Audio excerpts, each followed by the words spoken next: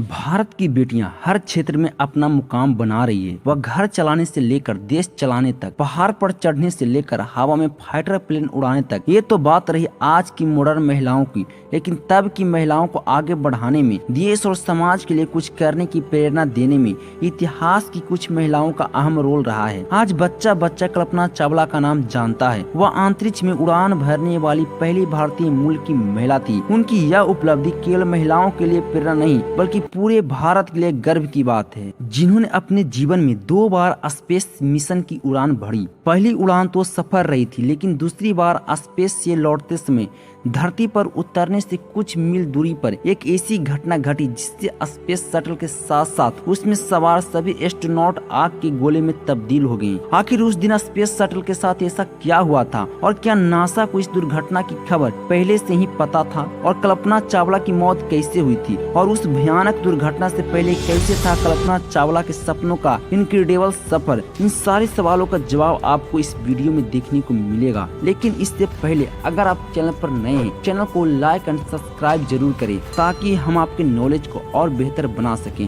तो चलिए video start करते हैं। कल्पना चावला का जन्म 17 मार्च सन 1962 को हरियाणा के करनाल में हुआ था। कल्पना अपने चारों भाई बहनों में सबसे छोटी थी। उन्होंने अपनी प्राथमिक शिक्षा टैगोर बाल निकेतन स्कूल से पूरी की थी। साल 1976 में कल्पना ने पंजाब इंजीनियरिंग कॉलेज से एरोनॉटिकल इंजीनियरिंग में बैचलर की डिग्री कंप्लीट की थी। सन 1982 में वो अमेरिका चली गई और वहां जाकर उन्होंने यूनिवर्सिटी ऑफ टेक्सास से एरोस्पेस इंजीनियरिंग में मास्टर की डिग्री प्राप्त, और इसी दौरान ही उनकी मुलाकात जीन पियरे हैरिसन से हुई और साल 1983 में उन्होंने हैरिसन से शादी कर ली। 1988 में यूनिवर्सिटी ऑफ कोलोराडो बोल्डर से एरोस्पेस इंजीनियरिंग में पीएचडी की और उसी साल उन्होंने नासा के साथ काम करना शुरू कर दिया। साल 1991 में उन्हें अमेरिका के सिटीजनशिप मिल गई और फिर दिसंबर 1994 में उन्होंने अंतरिक्ष यात्री के 15वें समूह में शामिल किया गया। कल्पना ने अपनी पहली उड़ान 19 नवंबर 1997 को अमेरिका के स्पेस सेंटर से भरी,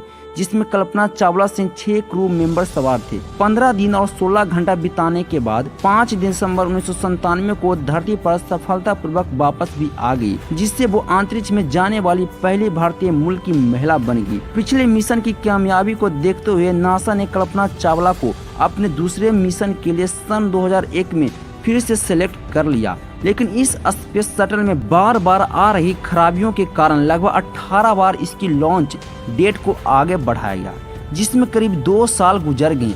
और फिर वो दिन आया 16 जनवरी 2003 का, जिस दिन कोलंबिया स्पेस शटल ने फ्लोरिडा के कैनेडी स्पेस सेंटर से अपनी 28वीं और आखिरी उड़ान भरी।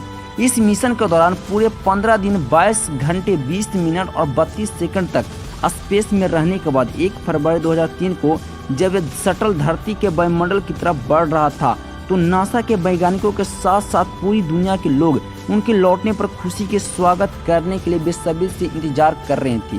लेकिन ये खुशी का इंतजार कुछ ही क्षणों में तमातम में बदल गया, क्योंकि धरती पर पहुंचने से सिर्फ 63 किलोमीटर दूर पर स्पेस शटल ब्लास्ट होकर टुकड़ों में बिखर गया। कुछ सालों तक तो ये किसी को मालूम ही नहीं चल सका आखिर ये हादसा हुआ तो कैसे हुआ। सारी दुनिया यही समझती रही कि कहीं न कहीं क्रू मेंबर से हुई कोई गलती के कारण, लेकिन जब नासा ने इस मामले में बारीकी से जांच की तो ऐसा सच निकलकर सामने आया जिसने सबको हैरान कर दिया। नासा के मुताबिक ये पूरा हादसा इल्यूशन फॉर्म के कारण हुआ था। तो शायद आप ये सोच रहे होंगे कि ये इल्यूशन फॉर्म आखिर होता क्या है। तो दोस्तों, सरल भाषा में जाने तो इल्यूशन फॉर्म को रॉकेट की टैंक पर लगाया जाता है ताकि बाहर की गर्मी उसके अंदर न जा सके।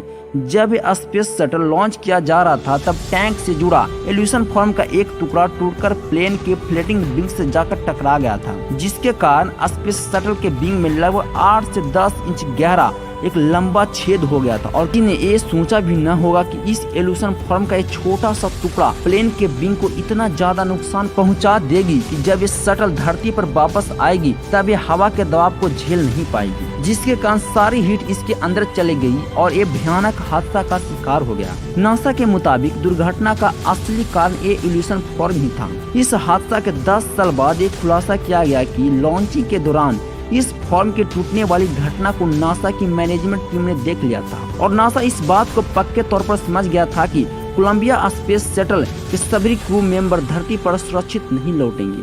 लेकिन फिर भी नासा ने इस बात को अपने सभी क्रू मेंबर से छुपाई और उन्हें मरने के लिए छोड़ दिया।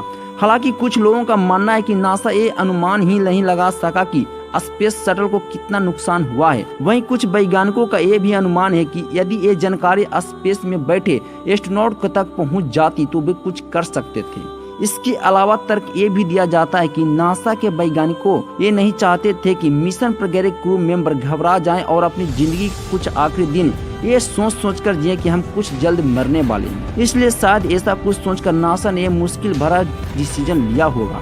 वैसे आपको नहीं लगता कि नासा की जानकारी स्पेस शटल में बैठे एस्ट्रोनॉट को दे देनी चाहिए थी ताकि वो अपने लिए एक आखिरी कोशिश कर पाए। अगर वीडियो अच्छा लगा हो तो चैनल को लाइक एंड सब्सक्राइब जरूर करें।